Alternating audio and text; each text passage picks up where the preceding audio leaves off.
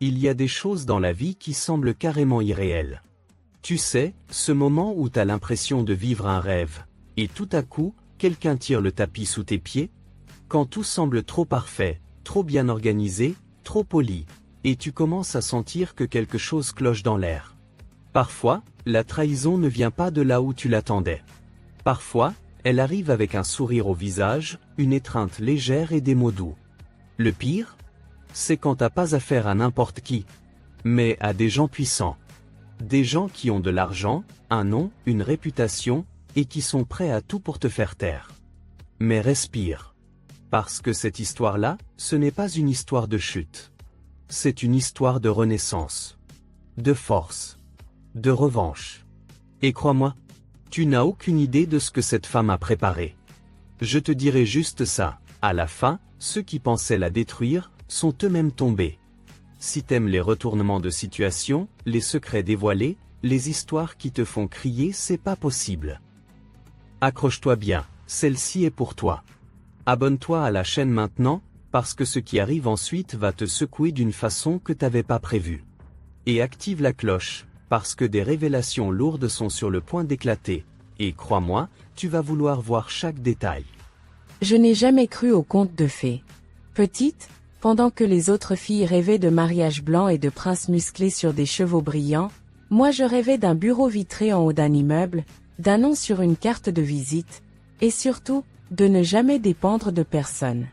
Ma mère, Solange, couturière dans un quartier populaire de Toulouse, m'a élevée seule. Une lionne. Elle passait ses journées à réparer les ourlets des autres pendant que moi je faisais mes devoirs sur une machine à coudre cassée. Elle disait toujours: « Ma chérie, n'attends jamais qu'on te donne ta place. Prends-la. » Et j'ai pris. Tout. À 28 ans, j'étais déjà à la tête de Vera, ma propre marque de mode éthique, créée avec 3 rouleaux de tissu recyclé et un compte bancaire à découvert. Aujourd'hui, on m'appelle la nouvelle étoile française de la mode durable. Plateau télé, prix prestigieux, collaboration avec des célébrités. Tout allait bien. Enfin, presque. J'ai rencontré Théo Delacroix lors d'une remise de prix au Palais Brongniart.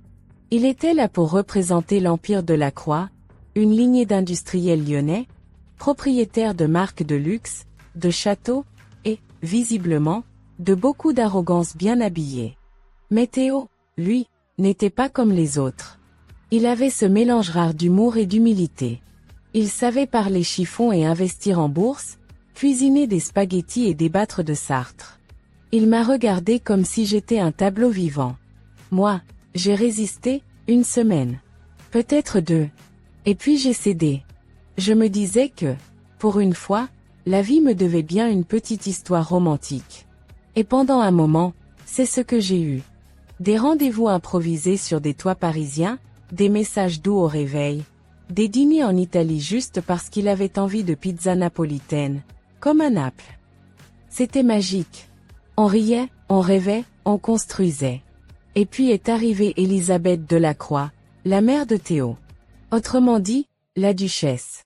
Haute, froide, toujours enveloppée dans des tailleurs Chanel ou Dior. Le genre de femme qui parle avec le menton levé et ne prononce jamais un mot de trop. Elle ne me regardait jamais directement. Juste à travers moi. Comme si j'étais une tache sur sa porcelaine. Le jour où Théo m'a présenté officiellement à elle, dans leur demeure familiale à Annecy, je m'étais mise sur mon 31. Un tailleur sobre, maquillage léger, cheveux attachés comme une actrice des années 60. J'étais prête. Ou du moins, je croyais l'être. Dès que je suis entrée, elle m'a détaillé de haut en bas, un sourire poli mais glacial collé aux lèvres. Enchantée, Violette, c'est bien cela? A-t-elle dit. Oui, Violette Dumas. Dumas. Un nom littéraire. Charmant. Son ton suintait l'ironie. Durant le dîner, elle a parlé de voyage, de traditions familiales, de cercle d'affaires. Elle n'a pas posé une seule question sur moi. Pas une. Comme si je n'étais qu'une inconnue égarée dans la salle à manger. Et puis, au dessert, elle a lancé « l'air de rien ». Théo a toujours été très généreux. Il aime encourager les talents prometteurs. J'ai souri. Mais j'ai senti le couteau. Elle ne me voyait pas comme une partenaire pour son fils. Non. Pour elle, j'étais un projet de charité. Une distraction de passage. Théo, lui, a pris ma main sous la table, essayant de calmer la tempête qui montait en moi. Il chuchotait des « je suis désolé », des « c'est juste sa manière d'être », des « elle s'adoucira avec le temps ». Je voulais y croire. Mais plus le temps passait, plus Elisabeth trouvait des manières de me rappeler que je n'étais pas des leurs. Elle oubliait de m'inviter aux dîners importants. Ou alors, quand j'y étais, elle me plaçait à côté de vieilles tantes sourdes qui parlaient tricot. Lors d'un gala, elle a même présenté Théo comme « notre fils brillant », bientôt de retour sur le marché, alors que j'étais à 2 pas. J'étais invisible. Et pourtant, chaque jour, je souriais. Je gardais la tête haute. Je voulais croire que l'amour suffirait. Mais un jour, tout a basculé. Un matin comme les autres, j'ai reçu une invitation étrange. Un brunch intime, chez les Delacroix, organisé par Elisabeth elle-même. J'ai eu un mauvais pressentiment, mais j'y suis allée. Elle m'a accueilli avec un sourire étonnamment doux. Me complimentant sur ma tenue. M'offrant du thé Earl Grey comme si on était meilleurs amis. On a parlé de tout, sauf de moi. Jusqu'au moment où elle s'est levée pour aller chercher une petite surprise. Elle est revenue avec un petit sac en velours noir. Et me l'a tendu. Je ne voulais pas te montrer ça, Violette. Vraiment. Mais je pense que tu mérites de savoir à qui tu as affaire. Elle a déposé le sac sur la table, s'est assise, puis a ajouté. Tu décideras par toi-même si tu veux continuer à faire partie de notre famille. Je n'ai rien dit. Je savais que si je parlais, ma voix tremblerait. J'ai ouvert le sac. À l'intérieur, un simple enveloppe. Et dans l'enveloppe, des photos. Théo. Dans une suite d'hôtels. Bras autour d'une femme brune, élégante, magnifique. Des regards complices. Une intimité impossible à ignorer. Mon cœur s'est figé. L'hôtel, je le reconnaissais. C'était le même que celui qu'on avait prévu pour notre week-end d'anniversaire à Rome. La même suite. La même vue. C'était, il y a combien de temps? Ai-je murmuré. Ce n'est pas important, a répondu Elisabeth, en buvant son thé. Ce qu'il est, c'est que tu saches. Avant de faire des choix irréversibles. Je suis sortie de là comme dans un rêve. Un mauvais, bien sûr. Je ne savais plus quoi penser. Mon monde parfait venait de se fissurer d'un coup net. Comme un verre de cristal qu'on aurait laissé tomber. Mais je ne suis pas du genre à pleurer dans un coin. Je suis rentrée chez moi, j'ai fermé les rideaux, et j'ai réfléchi. Et si ce n'était pas Elisabeth la manipulatrice? Et si Théo était vraiment ce que je redoutais? Un parfait acteur, formé depuis l'enfance à jouer la comédie?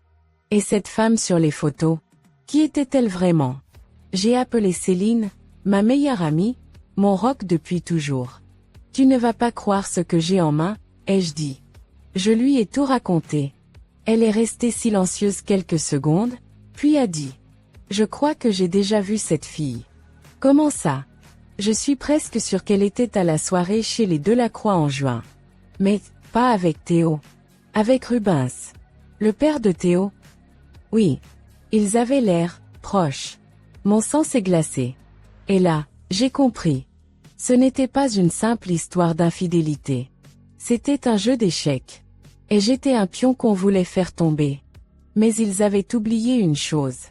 Moi, je ne joue pas. Je mène la partie. Je n'ai pas dormi cette nuit-là. Pas une seule minute. Je tournais dans mon lit comme une toupie brisée, l'esprit en feu. Les images des photos dansaient devant mes yeux comme des fantômes moqueurs. Théo. Cette femme. La suite à Rome. Le regard suffisant d'Elisabeth. Mais ce qui me hantait le plus, c'était la voix de Céline. Je suis presque sûre qu'elle était avec Rubens, pas Théo.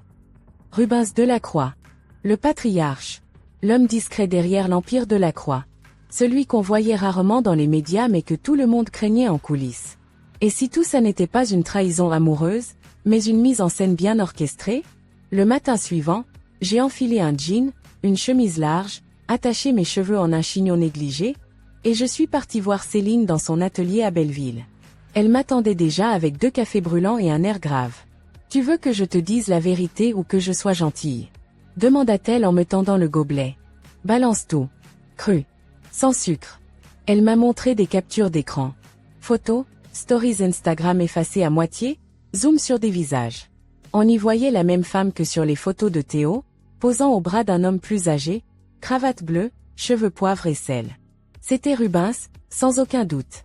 Ils étaient ensemble à cette réception caritative l'an dernier. Regarde la date. Et le lieu. Le domaine de la Croix à Cassis. J'ai fixé les images. Et soudain, j'ai vu ce que je n'avais pas remarqué avant. La main de l'homme. Sur la taille de la femme. Un geste intime. Presque possessif. Rien d'un simple accompagnement. Tu penses que Théo couche avec la maîtresse de son père? Ai-je demandé, la gorge sèche. Ou bien, dit Céline, voix basse, Elisabeth veut que tu le croies. Je suis restée figée. Et là, tout a pris un autre sens. Et si ce n'était pas Théo sur ces photos? Le visage était flou sur certaines. L'angle, trompeur. L'image d'un homme qui ressemble à Théo, oui. Mais ça pouvait être Rubens. Alors pourquoi Elisabeth m'aurait-elle donné ces photos en prétendant que c'était son fils? Céline haussa les épaules. Pour te faire peur. Pour te pousser à partir de toi-même. Comme ça, elle ne se salit pas les mains. Classique. Je ne savais plus quoi penser. Théo, était-il une victime? Ou un complice silencieux? Je décidai de le confronter. Pas frontalement. Pas comme dans les films. J'allais jouer, moi aussi. Doucement. Stratégiquement. J'envoyai un message. On peut se voir ce soir? J'ai besoin de toi. La réponse ne tarda pas. Toujours pour toi. 19h chez moi. À 19h tapante, j'étais devant son appartement haussmannien du 7e arrondissement. L'odeur familière de cèdre et d'ambre m'accueillit dès l'entrée. Il était là, sourire tendre, bras ouverts, comme s'il n'y avait aucune bombe suspendue au-dessus de nos têtes. Tu vas bien? Tu as l'air fatigué, murmura-t-il en m'embrassant la joue. Je me forçai à sourire. Je dors mal. Trop de pression au boulot. Tu veux en parler? Pas encore. On s'est installé dans le salon. Il a commandé japonais, mis de la musique douce, allumé des bougies. Tout était parfait. Et pourtant, quelque chose clochait. Il regardait souvent son téléphone. Riait sans raison. Son sourire était trop calculé. Je posai ma tête sur son épaule, et glissai doucement. Dis-moi, Théo, est-ce que tu m'as déjà menti? Il eut un petit rire. Je suppose qu'on ment tous un peu, non? Je parle pas des petites choses. Je parle de trahison. De double jeu. De secret. Il me regarda enfin, droit dans les yeux. Son visage perdit un peu de sa lumière. Qu'est-ce qui se passe, Violette? Je sortis l'enveloppe de mon sac. Oui, celle-là même qu'Elisabeth m'avait donnée. Je la posai sur la table, sans l'ouvrir. Ta mère m'a donné ça. Tu sais ce qu'il y a dedans? Il resta figé. Non. Tu es sûr? Regarde bien. Tu reconnais cette femme? Je sortis une des photos. Il la fixa. Son regard se brouilla. Sa mâchoire se crispa. Où as-tu eu ça? Je te l'ai dit. Ta mère. Un silence pesant s'installa. Puis il souffla. C'est Lorraine. Tu la connais? C'est une connaissance de mon père. Je le fixai. Connaissance, hein? Il se leva, fit quelques pas, se passa la main dans les cheveux. Il semblait nerveux. Mon père a eu des histoires. Des choses dont on ne parle pas dans la famille. Ma mère sait. Mais elle fait semblant d'ignorer. Et toi? Tu fais semblant aussi? Il se retourna vers moi. Plus de jeu dans ses yeux. Juste une lassitude. Je ne veux pas être mon père, Violette. Et là, pour la première fois, je le crus. Mais ce n'était pas fini. Car si Elisabeth était capable d'utiliser la maîtresse de son mari pour me faire croire à une infidélité de son fils, qu'était-elle encore capable de faire? Je devais aller plus loin. Le lendemain, je contactai Marc, un ancien ami devenu détective privé. Un mec discret, intelligent, qui m'avait déjà aidé à retrouver un investisseur frauduleux. Je lui expliquai la situation. Je veux tout savoir sur cette femme. Lorraine. Sur Rubens. Et sur Elisabeth. Discrètement. Pas de vague. Donne-moi 3 jours. Pendant ce temps, j'ai décidé de rester dans le rôle de la parfaite compagne. Théo m'invita à un gala à l'Opéra Garnier. Sa mère y serait. Je choisis une robe noire simple, mais fatale, et un rouge à lèvres qui disait je sais, mais je souris quand même. Elisabeth m'accueillit avec une bise glaciale. Tu es ravissante. Vraiment. Tu portes ce genre de choses si, naturellement. Je souris. Merci. C'est une pièce de ma prochaine collection. Inspiré des masques vénitiens. Elle haussa un sourcil. J'ajoutai, regard appuyé. Tu sais, ces masques qu'on porte pour cacher ce qu'on est vraiment. Elle ne répondit rien. Mais ses yeux lançaient des éclairs. 3 jours plus tard, Marc m'appela. Violette. On a un problème. Mon cœur s'arrêta. Dis-moi tout. Lorraine n'est pas juste une maîtresse. Elle a un fils. De 16 ans. Et d'après les documents que j'ai trouvés, Rubens est le père. Je tombai dans le canapé. Et Théo est au courant? D'après ce que j'ai pu vérifier, non. Mais Elisabeth, oui. Elle a même payé Lorraine pendant des années pour qu'elle garde le silence. Je fermai les yeux. C'était pire que ce que j'imaginais. Et la maison de la Croix? Ils savent? Certains employés oui. Un ancien chauffeur m'a confirmé que le petit venait parfois au domaine, présenté comme un neveu. Un neveu. Je sentis une colère froide monter en moi. Une famille qui cachait ses scandales sous des tapis de soie. Qui se tenait droite sur des mensonges. Et moi, au milieu de tout ça. Non. Il était temps que je reprenne le contrôle. Ce soir-là, je regardais Théo dormir à mes côtés. Calme. Presque paisible. Il n'avait peut-être rien fait. Ou peut-être que si. Mais une chose était sûre, ils m'avaient sous-estimé. Et ça, c'était leur première erreur. Je me levai, pris mon carnet, et notai. Étape 1, tout savoir. Étape 2, ne rien montrer. Étape 3, frapper, au moment où ils croiront avoir gagné. Et pendant qu'ils dormaient dans leur luxe parfumé, moi, je préparais ma prochaine pièce. Parce que dans cette maison de faux-semblants, le vrai danger, c'était moi. Je n'avais jamais mis les pieds dans un château.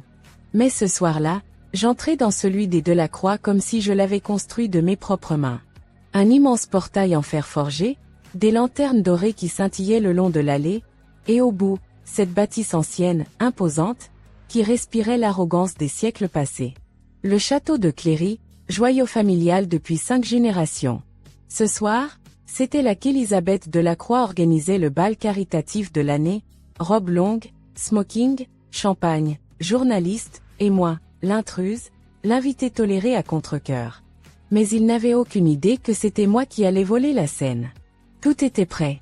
Céline m'avait aidé à choisir la robe parfaite, une pièce de ma propre collection, couleur émeraude, fendue juste ce qu'il fallait, épaules nues et dos à moitié découvert. Un mélange de provocation subtile et de noblesse. Mes cheveux en chignon lâche, un maquillage lumineux, et un seul bijou, une broche ancienne, qui avait appartenu à ma mère. Ma manière silencieuse de lui dire qu'elle était là, avec moi, ce soir. Théo m'attendait devant l'entrée. Élégant. Impeccable. Peut-être un peu trop. Tu es magnifique, murmura-t-il en m'embrassant la tempe. Et toi, dangereux, répondis-je en souriant. Il me regarda, intrigué. Mais je lui pris le bras, et ensemble, on entra. Dès les premières secondes, je sentis les regards. Des murmures à peine dissimulés. Les rumeurs allaient vite dans ce milieu-là. Je n'étais pas l'une des leurs, et ils n'avaient pas encore décidé si j'étais une bombe ou une bénédiction. Elisabeth était là, bien sûr. Dans une robe bleu nuit, silhouette parfaite, sourire figé. Elle s'approcha comme une reine face à sa rivale. Violette, souffla-t-elle.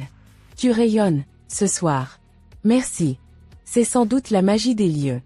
Ou, l'envie de briller avant de s'éteindre, ajouta-t-elle, doucement. Je souris. On m'a toujours dit que certaines étoiles brillent plus fort juste avant l'explosion. Un silence. Puis elle s'éloigna, majestueuse, comme si elle avait gagné une manche. Mais la partie ne faisait que commencer. Je me mêlai aux invités. Des hommes d'affaires, des actrices, des politiciens à la morale variable. Je connaissais certains, d'autres me jaugeaient comme une menace ou un mystère. J'adoptais le rôle qu'on attendait de moi, l'amoureuse silencieuse, douce, élégante, légèrement naïve. Mais à l'intérieur, mon plan avançait. Marc, le détective, m'avait remis une clé USB, contenant tout. Les virements réguliers de Rubens à Lorraine.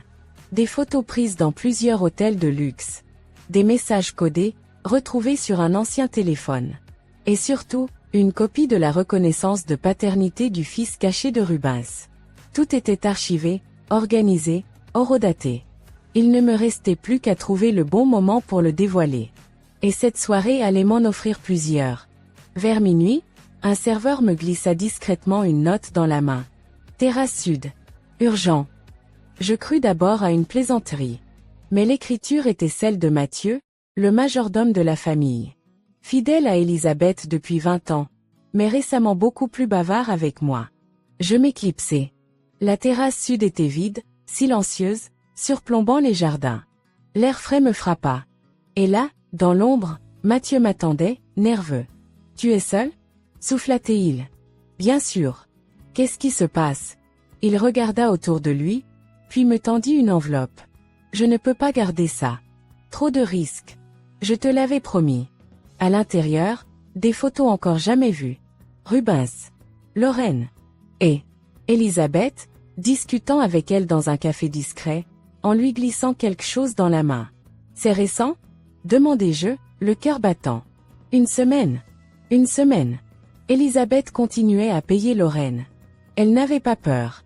Ou pire, elle pensait encore tout contrôler. C'était parfait. Je retournai dans la salle de bal, les joues rougies par le froid et l'excitation. La musique avait changé. Un orchestre jouait une valse moderne. Théo me retrouva. « Tu étais passé où » demanda-t-il, l'air inquiet. J'avais besoin d'air. Trop de regards. Il m'observa longuement. « Tu es sûr que ça va ?» Ce soir, Théo, tout va merveilleusement bien. Je l'embrassai, doucement. Il ne comprenait rien. Et c'était très bien comme ça.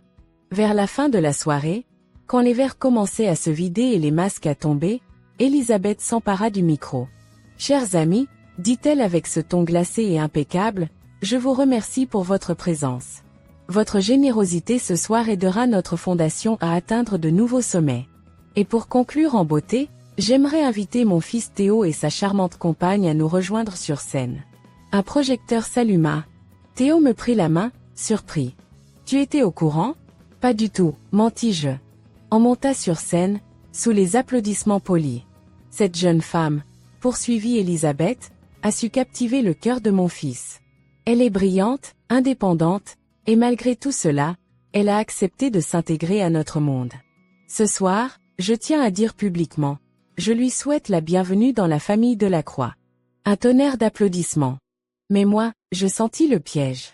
Ce n'était pas une acceptation. C'était une mise en scène. Une manière de dire au monde, regardez, nous l'avons apprivoisée. Elle est à nous, maintenant. Je pris le micro. Merci, Élisabeth. C'est un immense honneur d'être ici, ce soir. Elle sourit. Victoire. Mais je continuai. Et puisque l'heure est au remerciement, je crois qu'il est temps que moi aussi, je vous offre quelque chose. Un murmure parcourut la salle. Je sortis la clé USB de mon sac. La glissai dans le port d'un ordinateur relié au grand écran du fond. Et d'une voix calme, je dis. Ce bal est un hommage à la transparence, non? Alors soyons transparents. Et j'appuyai sur lecture. Les premières images apparurent. Rubens. Lorraine. Des baisers. Des chambres d'hôtel. Des visages se tournèrent. Des souffles se coupèrent. Puis, les virements bancaires. Les messages. Et enfin, la copie du document. Reconnaissance de paternité. Rubens Delacroix. Enfant, Adrien C. Un silence de plomb s'abattit. Puis des exclamations. Des cris étouffés. Des journalistes sortant leur téléphone. Des invités choqués. Élisabeth, figée, la main crispée sur son collier. Théo et blême. Et moi, au centre du chaos, parfaitement calme. Je repris le micro. Voilà la vérité. Voilà ce qu'on cache derrière les murs dorés. Et pendant qu'on me faisait passer pour une intruse, les vraies trahisons se jouaient sous vos yeux. Je posai le micro. Et descendis de scène. Théo me rattrapa dans le couloir. Tu savais tout ça, depuis combien de temps? Je le regardai droit dans les yeux. Assez longtemps pour comprendre que ton silence faisait de toi un complice. Il voulut parler, mais aucun son ne sortit. Je tournai les talons. Et partis. Ce soir-là, dans une robe verte éclatante, je quittai le château de la Croix comme une reine détrônée, mais debout. Car je n'avais pas besoin d'un trône. J'étais devenu l'ouragan. Je n'ai pas fui. Je suis simplement parti avant que les cendres ne me collent à la peau. Quand j'ai quitté le château de la Croix après cette soirée devenue cauchemar mondain, le téléphone n'a pas arrêté de vibrer pendant des heures. Messages, appels, mentions sur les réseaux. Les images s'étaient répandues comme une traînée de poudre. Mon visage, le nom de la croix, le document de reconnaissance de paternité, tout avait été enregistré, capté, partagé. La presse parlait de scandale aristocratique du siècle. Et moi, la créatrice de mode qui a mis l'élite à nu. Mais derrière l'adrénaline, il y avait le vide. Céline m'attendait dans mon appartement. Elle m'avait commandé des ramens, ouvert une bouteille de vin rouge et préparé un bain chaud. C'était sa manière de dire, « T'as tout fait exploser. Mais t'inquiète, je suis là pour ramasser les morceaux. » « Tu t'attendais à ce que ce soit aussi violent ?» me demanda-t-elle en me tendant un verre. J'espérais que ce soit spectaculaire. Mais pas que ça me vide autant. Tu viens de leur voler leur pouvoir, Violette. Et ça, ils te le pardonneront jamais. Je regardais mon téléphone. Plus de 300 messages non lus. Théo avait appelé. 10 fois. Peut-être plus. Je ne répondais pas. J'avais besoin de silence. Tu crois qu'il était sincère, au moins un peu ? Demandai-je. Céline réfléchit. Il t'aimait peut-être. Mais il t'aimait moins que son confort. Et ça, c'était probablement vrai. Le lendemain, je repris ma vie en apparence. Rendez-vous avec mes équipes, interview pour minimiser le buzz, shooting photo. Mais intérieurement, je tremblais. Pas de peur. De rage contenue. Et d'une étrange lucidité. Parce que le scandale n'était pas fini. 3 jours plus tard, Mathieu m'appela à l'aube. « Il prépare quelque chose ?» dit-il d'une voix pressée. « Qui ça ?»« Elisabeth. Et Rubens. Ils sont furieux. Et surtout, ils veulent retourner l'opinion. Contre toi. » Je soupirai. Évidemment. J'ai osé les salir devant leurs amis. Ils vont vouloir me traîner dans la boue. Il y a pire. Ils fouillent ton passé. Tes débuts, tes anciens partenaires, même ta mère. Je sentis mon estomac se nouer. Ma mère n'a rien à voir avec ça. Ils s'en fichent. Ils cherchent n'importe quoi pour te discréditer. Ce jour-là, je suis allée voir Solange. Ma mère m'attendait sur son balcon, thé à la main, châle sur les épaules. Elle avait déjà lu les articles, évidemment. Elle n'était pas dupe. Alors, c'est donc ça, tomber amoureuse d'un fils de riche ? Lança-t-elle en souriant à moitié. Maman, t'inquiète pas. Je suis fière de toi. Mais je te le dis depuis toujours, les gens comme eux, ils ne tombent jamais. Ils s'agrippent à leur image comme à un bouclier. Je lui pris la main. Ils vont sûrement venir fouiller ta vie. Dire des choses, t'inventer des secrets. Elle haussa les épaules. J'ai rien à cacher. Et même si j'en avais, j'ai pas honte de ma vie. Moi, je me suis jamais cachée derrière des rideaux de velours. Et là, j'ai su qu'elle était plus forte que tous les Delacroix réunis. Mais moi, je ne pouvais pas rester sans rien faire. Alors je pris les devants. Conférence de presse. Organisée dans un lieu symbolique, mon ancien atelier, dans le 11e. Là où tout avait commencé. Pas d'effets spéciaux. Pas de robe de gala. Juste moi, micro à la main. Je sais que ces derniers jours, mon nom circule partout. Je sais aussi que certains cherchent déjà à me faire passer pour une manipulatrice, une arriviste. Mais je ne vais pas me taire. Pas cette fois. Pas devant les puissants qui croient que leur nom peut tout acheter, même le silence. Je racontais tout. L'amour. La manipulation. Les photos. Les mensonges. Le fils caché. L'arrogance de ceux qui croient être au-dessus des lois. Mais je terminais sur une note plus personnelle. Je n'ai pas grandi avec des diamants. J'ai grandi avec des ciseaux, du tissu, de la sueur. J'ai construit ma place. Et je ne laisserai personne m'en déloger. Et surtout, je ne laisserai personne salir le nom de ma mère pour protéger une dynastie qui se fissure toute seule. Les applaudissements éclatèrent. Mais je savais que la guerre ne faisait que commencer. Et puis, le choc arriva. 3 jours plus tard, une émission de télévision People sortit un dossier exclusif sur moi. On parlait d'une ex-associée qui m'aurait accusé d'avoir volé une idée de design. Une ancienne meilleure amie affirmant que je l'aurais écrasée pour réussir. Des témoignages flous, déformés, probablement achetés. Et devinez qui avait financé le reportage ? La Fondation Elisabeth Delacroix. C'était un coup bas. Mais aussi, une erreur stratégique. Parce que dans leur hâte à me salir, ils avaient oublié une chose essentielle. Moi, je documente tout. J'avais des mais, des contrats, des preuves. Et mieux, j'avais des soutiens. Le soir même, Céline posta une vidéo. Simple, sincère. Je suis Céline, styliste indépendante. J'ai cofondé Vera avec Violette. Et laissez-moi vous dire une chose, elle n'a jamais volé personne. Elle a bossé comme une folle, souvent sans dormir. Si elle est arrivée là où elle est, c'est parce qu'elle a du talent, pas parce qu'elle a écrasé les autres.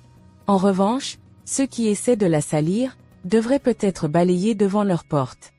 La vidéo devint virale. D'autres témoignages suivirent. Des anciens élèves, des journalistes, des collaborateurs. Et moi, je me tue. Parce que parfois, le silence est la meilleure réponse à la boue. Et au milieu de ce chaos, Théo réapparut. Un soir, alors que je quittais mon bureau, je le trouvais devant ma porte. Fatigué. Mal rasé. Les yeux cernés. Violette, il faut qu'on parle. Je faillis le renvoyer sur le champ. Mais une part de moi voulait comprendre. Je le laissai entrer. On s'assit. Silence. Long. Puis il parla. Je n'étais pas au courant pour Adrien. Mon père ne m'a rien dit. Ma mère, encore moins. Et les photos de Lorraine? Tu savais?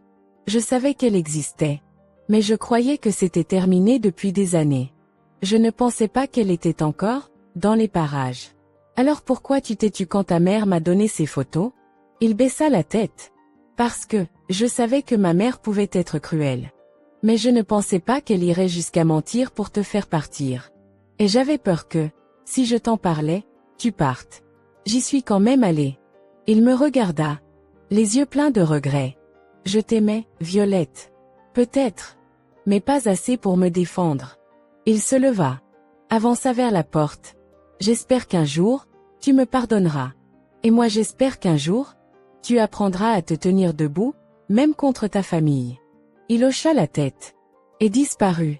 Je pensais que ce serait la fin. Mais le lendemain, un mail inattendu atterrit dans ma boîte. Objet, rendez-vous confidentiel Lorraine. Je restai figé. Le message était court. Je crois qu'il est temps que moi aussi, je parle. Discrètement. Juste toi et moi. Demain. 14h Jardin du Luxembourg. Près de la fontaine. Je suis arrivé au Jardin du Luxembourg 10 minutes en avance. Il faisait froid, ce genre de froid qui se glisse entre les vêtements et vient s'accrocher à la peau, silencieusement. Le ciel était gris, presque blanc, et l'air avait un goût d'avant-tempête. J'ai marché jusqu'à la fontaine indiquée dans le message. Elle était déjà là. Lorraine. Assise sur un banc, habillée avec élégance, mais sans excès. Pas de bijoux tapas accent grave-l'œil, pas de lunettes de starlette. Un manteau camel, un foulard discret. Elle ressemblait à une femme ordinaire. C'était sans doute son déguisement préféré. Je me suis approché sans la saluer. Elle non plus n'a pas souri. Merci d'être venue, dit-elle simplement. Je n'ai pas l'habitude de refuser les invitations des fantômes familiaux. Elle haussa un sourcil. Bien. Alors allons droit au but. Nous sommes restés là, assises côte à côte, regardant les passants sans vraiment les voir. Pourquoi maintenant? Demandai-je. Parce qu'Elisabeth a dépassé la ligne. Et parce que tu es la seule à lui avoir tenu tête publiquement. Tu es plus utile que tu ne le crois. Je ne suis pas un pion, Lorraine. Non. Tu es une menace. C'est pour ça qu'elle a peur de toi. Elle sortit un petit carnet de cuir de son sac. Il avait l'air ancien, usé, mais soigneusement conservé. C'est un journal, expliqua-t-elle. Le mien. J'y ai noté tout. Depuis le début. Depuis ma rencontre avec Rubens, jusqu'à aujourd'hui. Pourquoi me le donner à moi? Parce qu'un jour, Adrien devra savoir la vérité. Et parce qu'il mérite mieux que d'être un secret honteux. J'ai pris le carnet dans mes mains. Il tremblait légèrement. Ou peut-être que c'était moi. Rubens sait que tu vas me parler? Non. Et il ne le saura pas. Sauf si toi, tu le décides. Je la regardai, méfiante. Qu'est-ce que tu veux en échange? Elle eut un sourire amer. Rien. Juste, que tu fasses ce que tu fais de mieux. Mettre en lumière ce qu'ils essaient de cacher. J'ai lu le journal en une nuit. Chaque page était une lame. Une histoire d'amour d'abord, puis de manipulation, de promesses, de silences achetés à coups de virement. Elle avait été virée par Elisabeth sous un prétexte bidon. Puis payée pour rester discrète. Le carnet détaillait les dates, les montants, les conversations. Et au milieu de tout ça, les pages sur Adrien. Un adolescent sensible, curieux, passionné de cinéma et complètement invisible aux yeux du monde. C'était inhumain. Je pris une décision. J'envoyai un message à Marc, mon détective. On va remonter la trace de chaque virement. On va croiser avec les dates du carnet. Et surtout, je veux savoir où est Adrien aujourd'hui. Réponse rapide. Je suis déjà dessus. Pendant ce temps, les Delacroix tentaient toujours de sauver leur image. Un communiqué officiel avait été publié. Les tensions internes n'altèrent en rien les valeurs de notre maison. Nous appelons au respect de la vie privée de chacun. Autrement dit, laissez-nous enterrer nos cadavres en paix. Mais cette fois, ils n'avaient plus le contrôle. Une semaine plus tard, je reçus une photo par message. Un jeune garçon, grand, cheveux bruns, lunettes rondes. Un sourire timide, les bras croisés sur un sac de cours. Adrien. Il vivait à Aix-en-Provence, avec sa grand-mère maternelle. Rubens lui versait une pension confortable, mais n'avait jamais reconnu publiquement son existence. Il l'avait vu 2 fois par an. Pas plus. Marc m'envoya un second message. Il veut te parler. On s'est retrouvés en visio. Il était nerveux, mais extrêmement poli. On aurait dit un mini-professeur de lettres. Bonjour. Mademoiselle Dumas? Violette, s'il te plaît. Et toi c'est Adrien? Il hocha la tête. Ma mère m'a tout dit. Enfin, presque tout. Je voulais juste vous remercier. Je fus surprise. Me remercier? Pourquoi? Pour avoir cassé le mur. Ce mur que j'ai toujours senti, mais que je ne comprenais pas. Maintenant je sais. Et ça fait peur, mais ça fait du bien. Je sentis ma gorge se serrer. Tu mérites mieux qu'un mur, Adrien. Tu mérites qu'on t'écoute. Il hésita, puis murmura. Est-ce que vous allez faire tomber mon père? Je pris une inspiration. Je ne vais pas le faire tomber, Adrien. Je vais juste arrêter de le laisser mentir. Quelques jours plus tard, j'étais invité à une conférence de mode à Milan. L'occasion parfaite pour changer le décor et frapper un grand coup. Je fis une présentation sur l'éthique dans la création, un sujet très tendance et je conclus avec une vidéo. Pas de scandale cette fois. Juste un court-métrage. Adrien, face caméra, lisant un passage du journal de sa mère. Je suis né dans le silence. J'ai grandi dans l'ombre. Et pourtant, je ne suis pas une erreur. Je suis une vérité qu'on a essayé d'oublier. L'audience fut bouleversée. Certains pleuraient. D'autres filmaient. Les médias reprirent la vidéo en masse. Le fils caché de Delacroix prend la parole. Et le lendemain? Doum. Elisabeth m'envoya une lettre par huissier. Plainte pour diffamation, atteinte à la vie privée, manipulation d'un mineur. Une vraie déclaration de guerre. Mais ce qu'elle ne savait pas, c'est que je n'étais pas seule. Adrien avait autorisé la diffusion. Lorraine avait fourni tous les documents. Et surtout, mon avocat était meilleur qu'un pitbull affamé. Je répondis officiellement dans la presse. On ne diffame pas la vérité. On la libère. Et Rubens? Il tenta d'éviter les médias. Mais un paparazzi le surprit à l'aéroport, en route pour la Suisse. Fuite. Repos. Stratagème? Peu importe. Son regard en disait long. Il avait perdu. Pas seulement la face. Le contrôle. Et Théo? Silence radio. Je le croisai quelques jours plus tard, par hasard, dans une galerie d'art.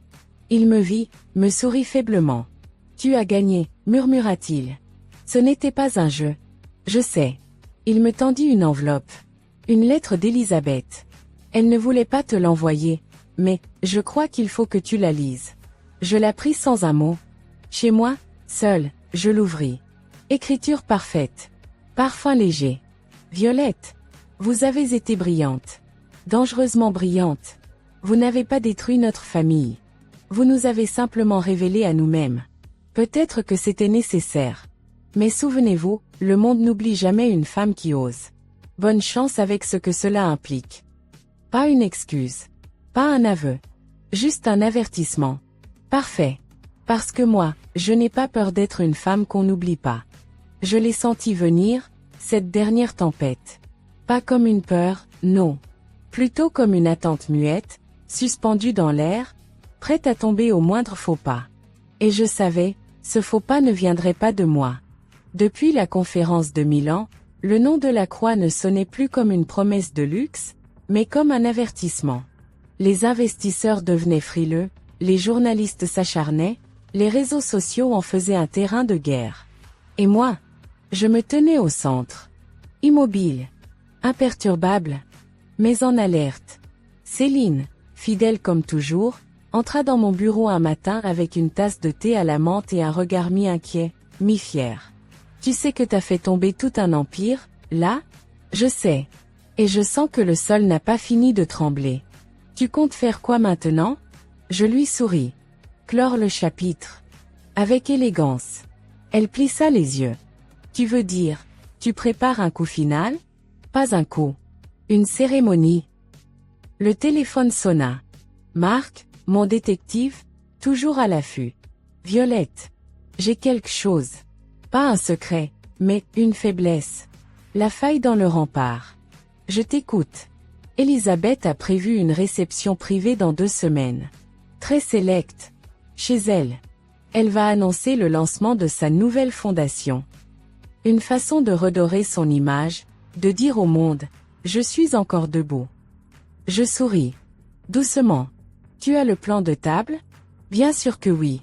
Et une entrée discrète? 1, 2, 3, choisis ton arme. C'était décidé. Je n'allais pas détruire Elisabeth. Je n'allais même pas l'affronter. Je la laisserais se détruire elle-même. En public. Avec grâce. Les jours passèrent. Calme, mais lourd. Théo ne réapparut pas. Rubens restait invisible. La presse alternait entre spéculation et silence. Et dans cette pause étrange, j'ai repensé à moi. À la petite fille qui traçait des robes sur les nappes en papier de la cuisine. À la jeune femme qui pensait que l'amour allait la protéger de tout. À la Violette d'aujourd'hui. Plus seule, mais plus forte que jamais. Je ne voulais plus me battre. Je voulais montrer. Et avancer. Mais il me restait une promesse à tenir. J'ai appelé Adrien. Il décrocha immédiatement. Allô? C'est Violette. J'espérais que tu rappelles. J'ai une question. Tu veux le dire, toi? Ou tu préfères que je le fasse à ta place? Silence. Puis, je veux le dire. Devant eux. Tous. Une seule fois. Et après, je veux vivre tranquille. Alors viens à Paris. Je m'occupe du reste. La veille de la réception, je me rendis dans le 16e, à la maison de la Croix. Mais pas par la porte principale. Mathieu, le majordome devenu mon complice silencieux, m'attendait près du petit portail de service. Tout est prêt, dit-il sans détour. Merci pour tout. Il me regarda longuement. Vous n'avez pas peur, Violette? J'ai eu peur pendant des années. Maintenant, j'ai des choses à dire. Et ce soir, je les dirai. Le grand salon de la maison de la Croix brillait de tout son luxe ancien. Lustre en cristal, argenterie, œuvres d'art millimétrées. Les invités défilaient comme sur un tapis de velours, verre à la main, regards froids, sourires appris. Et au centre, Elisabeth, reine déchue tentant de reconstituer sa cour. Elle portait une robe ivoire. Parfaite. Figée. Ride. Elle salua, posa, rit doucement. Personne n'osait parler du scandale. Mais tout le monde y pensait. Et moi? Je m'étais glissé à l'étage, observant depuis le balcon. Adrien était là. Blême. Habillé sobrement, mais bien. Les yeux brillants de courage. Tu es prêt? Lui demandai-je. Non. Mais je vais le faire quand même. Je lui serrai l'épaule. C'est ça, être un Delacroix. Tu leur montres ce que ça devrait être. Elisabeth prit la parole à 21h précises. Sa voix portait, claire, élégante. Je vous remercie d'être ici ce soir. Après les semaines difficiles que nous avons traversées, il me semblait essentiel de rappeler les valeurs fondamentales de notre famille. L'unité, la transparence, l'engagement. Je fronçai les sourcils. Transparence? Elle continua. Cette nouvelle fondation portera le nom de mon mari, Rubens, en hommage à son sens de la responsabilité. Je m'étouffai presque de rire. Et c'est là qu'Adrien descendit les marches. Calme. Lent. Visible. Les murmures se figèrent. Les têtes se tournèrent. Elisabeth blêmit. Adrien s'arrêta à quelques pas d'elle. Bonsoir, dit-il simplement. Elisabeth tenta de sourire. Je ne crois pas vous connaître, jeune homme. Non. Vous ne me regardiez jamais vraiment. Je suis Adrien. Le fils de Rubens Delacroix. Un souffle collectif. Élisabeth recula d'un pas. L'image parfaite s'effritait. Adrien sortit le carnet de sa mère. Tout est là. Je ne suis pas ici pour créer un nouveau scandale. Je suis ici pour dire que je suis vivant. Et je suis fatigué d'être une honte qu'on cache. Il tourna les talons. Monta les escaliers. Le silence fut absolu. Puis, un applaudissement. Un seul. C'était moi. Puis 2, 3, puis la salle entière. Mais pas pour Élisabeth. Pour Adrien. Le lendemain, la presse titra. Le fils illégitime devient héros de la vérité. Les Delacroix face à leur reflet. Violette Dumas, la femme qui a redéfini le pouvoir. Je ne répondis à aucune interview. Je n'en avais plus besoin. Je repris mon travail, mes créations, mes idées. Vera devint une marque internationale. Adrien m'envoya un message une semaine plus tard. Je me suis inscrit en école de cinéma. Merci d'avoir cru en moi. Et Théo? Il m'envoya une carte postale, d'Islande. Tu avais raison. Il faut choisir son camp. J'ai choisi le mien. Merci de m'avoir ouvert les yeux. Et moi? Je suis restée Violette. Pas une Delacroix. Pas une épouse. Mais une femme qui a compris une chose essentielle. On n'a pas besoin de leur monde pour briller. On peut créer le nôtre.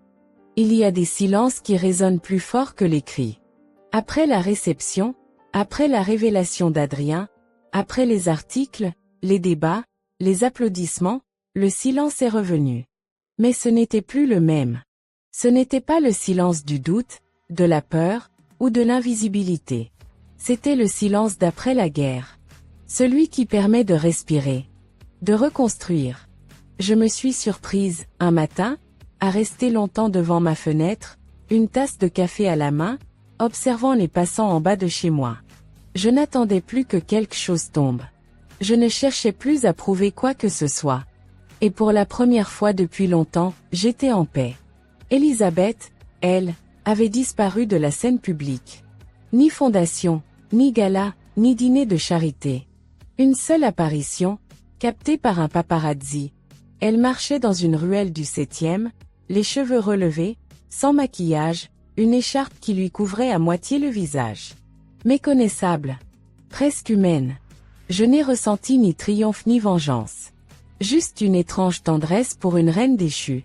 Parce qu'au fond, même les monstres sont faits de chair. Et parfois, de regrets. Un matin, alors que je finalisais une nouvelle collection inspirée des femmes de ma vie, ma mère, Céline, Lorraine, moi-même, un courrier manuscrit est arrivé par porteur privé. Pas un email. Pas une lettre d'avocat. Une simple enveloppe, cachetée à l'ancienne. Je l'ai ouverte. De la main d'Élisabeth elle-même. Violette. Je ne m'excuserai pas. Je ne suis pas construite pour ça. Mais je reconnais que vous avez gagné. Ou plutôt, que vous m'avez libérée d'un mensonge que j'ai entretenu trop longtemps. Vous m'avez renvoyé à ma propre jeunesse. À la femme que j'étais avant de devenir un nom, un statut, un masque. Vous avez fait ce que moi je n'ai jamais eu le courage de faire, dire non à ce monde, même si ce monde vous ouvrait ses portes.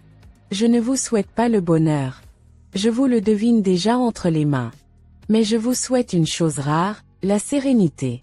C'est ce qui m'a toujours manqué. E.D.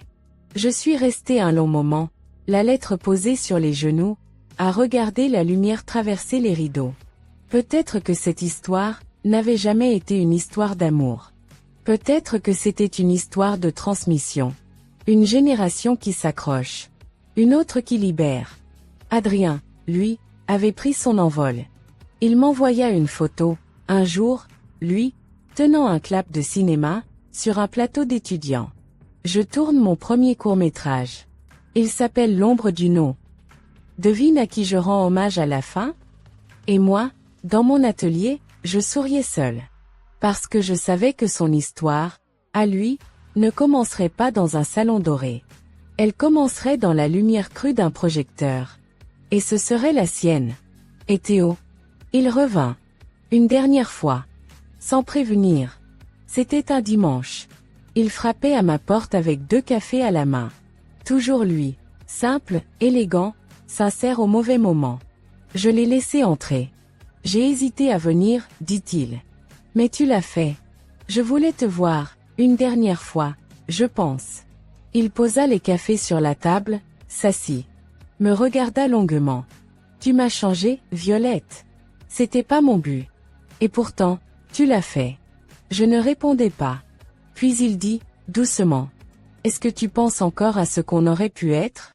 Je le regardais. Sérieusement. Je pense surtout à ce que je suis devenu sans toi. Il sourit. Un sourire triste, mais vrai. C'est la plus belle chose que j'aurais jamais faite, ne pas t'avoir détruite. Je me levai. Marchai jusqu'à lui. L'embrasser sur la joue. Au revoir, Théo. Et il partit.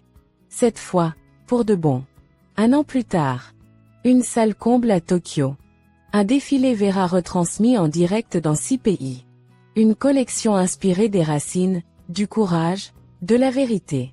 Le final, une robe blanche, épurée, portée par une mannequin métisse, cheveux naturels, maquillage transparent. Et derrière elle, un écran qui affiche une phrase, simple. On ne porte pas un nom. On porte ce qu'on en fait. Le public s'est levé. Ovation. Et moi, en coulisses, je fermais les yeux. Pas pour savourer la victoire. Mais pour m'en libérer. Je vis entre Paris et Lisbonne maintenant. J'ai acheté une petite maison blanche avec des volets bleus. J'y écris. Je dessine. Je ris beaucoup. Avec des gens simples. Céline vient me voir 2 fois par an. Adrien m'envoie ses scripts. Ma mère m'appelle tous les dimanches matins pour critiquer mes robes trop bizarres. Et parfois, je repense à tout ça. À cette lettre. À ce regard d'Elisabeth. À cette chute déguisée en ascension. Et je me dis, ils voulaient que je sois leur reflet. Mais moi, j'étais le miroir. C'était une histoire, oui. Une fiction, peut-être. Mais chaque mot, chaque silence, chaque regard contenu entre les lignes, portait quelque chose de vrai. Quelque chose qui, peut-être, t'a parlé aussi, là, de l'autre côté de l'écran. L'histoire de Violette Lefebvre n'était pas seulement celle d'une femme forte qui a tenu tête à une famille arrogante. Ce n'était pas juste une revanche bien exécutée. Ce n'était pas seulement une montée spectaculaire de quelqu'un qu'ils croyaient trop petite pour leur monde. Non. C'était l'histoire de la lumière que personne ne peut éteindre. Une lumière contente de piétiner, d'enfermer, de dissimuler derrière des noms, des titres, des mensonges. Et pourtant, elle surgit, elle éclaire, elle purifie. Si tu as regardé ou lu jusqu'ici, tu le sais, ce récit n'est pas une fin. Ce n'est même pas un simple point final. C'est un début. Parce que nous avons tous, à un moment donné, été Violette. Peut-être pas face à une belle-mère tyrannique ou un fiancé manipulateur, mais face à des gens, des institutions, des cercles qui ont voulu décider à notre place qui nous étions, où était notre valeur, et si nous avions le droit d'exister hors du cadre qu'ils avaient prévu pour nous. Et la vérité, c'est que personne n'a le droit de te définir à ta place. Personne ne peut t'enfermer dans une étiquette, une case ou une histoire écrite sans toi. Tu n'es pas né pour te cacher. Tu n'as pas été créé pour rester à genoux devant les idoles modernes de l'image, de l'héritage ou de la réputation. Tu as été créé, oui, créé pour te tenir debout, lumineuse, entière, libérée. Alors si cette histoire t'a touché, fais-moi un petit signe. Mets un like, abonne-toi si ce n'est pas encore fait. Commente ici dessous ce que tu as ressenti, ce qui t'a marqué, quel personnage t'a le plus bouleversé. Est-ce que c'était Violette, notre héroïne de feu et de dignité? Était-ce Adrien, ce fils caché qui a trouvé sa voie? Était-ce même Elisabeth, cette femme de pierre qui, au fond, cachait aussi une douleur jamais guérie? Dis-moi ce que tu en penses, parce que ton ressenti a de la valeur. Ce n'est pas juste un écran, ici. C'est un lien. Et j'aimerais vraiment lire ton retour. Tu sais, en y repensant, cette histoire nous enseigne quelque chose d'essentiel. Elle nous rappelle que la vérité finit toujours par remonter à la surface. Tu peux la cacher sous des couches d'élégance, sous des sourires bien placés, sous des discours de façade, mais un jour, la vérité trouve un chemin. Comme la lumière qui passe à travers les fissures. Comme la graine qui pousse même sous le béton. Elle vient. Et elle t'appelle. Et au fond, ce que Violette a vécu, ce n'est pas juste une vengeance bien ficelée. C'est une libération. Elle a brisé les chaînes invisibles. Elle a décidé qu'elle n'attendrait plus l'approbation des autres pour se tenir droite. Elle a regardé ceux qui voulaient la réduire et leur a dit, sans cri, sans violence, « Vous ne m'avez jamais possédé. » Et il y a quelque chose de bouleversant là-dedans. Parce que cette force ne vient pas seulement d'elle. Elle vient de ce qu'elle a cru. Elle a cru qu'elle méritait plus. Elle a cru que sa voix comptait. Elle a cru que même seule, elle pouvait changer le cours d'une histoire. Et là, j'ai envie de te poser une vraie question. Toi, qu'est-ce que tu crois? Crois-tu que ta vie a de la valeur, même si personne ne t'applaudit? Crois-tu que tu peux te relever, même si tout semble perdu? Crois-tu que tu as été créé pour quelque chose de plus grand que ce qu'on t'a dit? Crois-tu que tu peux être aimé, entièrement, même avec tes blessures, tes erreurs, ton passé? Moi, je crois que oui. Et je vais te dire pourquoi. Parce qu'il existe un amour qui dépasse tout. Un amour qui ne dépend pas de ta beauté, de ton compte bancaire, de ton passé ou de ton statut. Un amour qui ne se mérite pas, parce qu'il est déjà donné. Un amour qui ne change pas quand tu échoues, qui ne s'éloigne pas quand tu tombes, et qui ne te juge pas quand tu n'as plus la force de te battre. Cet amour a un nom. Jésus. Tu sais, dans la Bible, il y a un verset qui résume tout ce que ton cœur cherche peut-être depuis des années. Il est dans l'Évangile de Jean, chapitre 3, verset 16. Et il dit ceci. « Car Dieu a tant aimé le monde qu'il a donné son Fils unique, afin que quiconque croit en lui ne périsse point, mais qu'il ait la vie éternelle. » Lis-le encore. Pas Dieu a aimé les bons, les parfaits, les forts. Pas Dieu a aimé ceux qui avaient tout compris. Dieu a aimé le monde. Toi. Moi. Nous. Même avec nos erreurs. Même avec notre orgueil. Même avec nos fuites, nos blessures, nos doutes, nos nuits blanches. Il nous a aimés au point de donner ce qu'il avait de plus précieux, son propre Fils, Jésus. Et Jésus, il n'est pas venu pour nous juger. Il est venu pour nous sauver. Il n'a pas fait un discours. Il a donné sa vie. Sur une croix. Pour que toi, aujourd'hui, tu puisses vivre libre. Libre de la honte. Libre du passé. Libre de cette voix dans ta tête qui te dit que tu ne vaux rien, que tu n'y arriveras jamais. Parce que la croix de Jésus, c'est la réponse à toutes les accusations. Et sa résurrection, c'est la preuve que la mort n'a pas le dernier mot. Tu n'as pas besoin de porter seul ce fardeau. Tu n'as pas besoin d'attendre d'être parfait pour venir à lui. Tu n'as pas besoin de cacher tes failles. Tu as seulement besoin de lui ouvrir ton cœur. Et si aujourd'hui, là, maintenant, tu sens que quelque chose t'appelle, que ce message est pour toi, alors ne le repousse pas. Dieu t'aime. Il te connaît mieux que personne. Et il veut faire quelque chose de nouveau dans ta vie. Tu peux simplement lui parler, là où tu es. Tu n'as pas besoin de grandes paroles. Il écoute le vrai, pas le joli. Tu peux dire quelque chose comme « Seigneur Jésus, je ne veux plus avancer seul. Je reconnais que j'ai besoin de toi. Je crois que tu es mort pour moi, pour mes fautes, et que tu es ressuscité pour me donner une vie nouvelle. Je t'ouvre mon cœur. Viens habiter en moi. Sois mon sauveur, sois mon Seigneur. À partir d'aujourd'hui, je choisis de te suivre. Amen. » C'est simple. Mais c'est le début du vrai. Ce n'est pas une religion. C'est une relation. Alors si tu as fait cette prière, parle-en à quelqu'un. Écris-moi. Laisse un commentaire. Trouve une église près de chez toi. N'avance pas seul. On est une famille, et cette famille, elle est pour tous ceux qui ont dit oui à Jésus. Et si tu n'es pas prêt aujourd'hui, je respecte ça. Mais s'il te plaît, garde cette graine dans ton cœur. Un jour, peut-être, elle poussera. Et tu te souviendras que quelqu'un t'avait dit. Tu es aimé. Tu es appelé. Tu es attendu. Merci d'avoir lu jusqu'ici. Merci de faire partie de cette aventure. Si cette histoire t'a touché, si ce message a résonné en toi, like cette vidéo, abonne-toi à la chaîne, partage avec quelqu'un qui en a besoin. Parce que ce n'est pas juste du contenu. C'est une voix. Une voix qui dit. Tu n'es pas seul. Il y a une espérance. Et son nom, c'est Jésus. Je t'envoie toute ma tendresse. Et je prie pour que ta vie devienne une œuvre vivante de vérité, de beauté et d'amour. À très bientôt. Que Dieu te bénisse abondamment. Et souviens-toi, tu es précieux.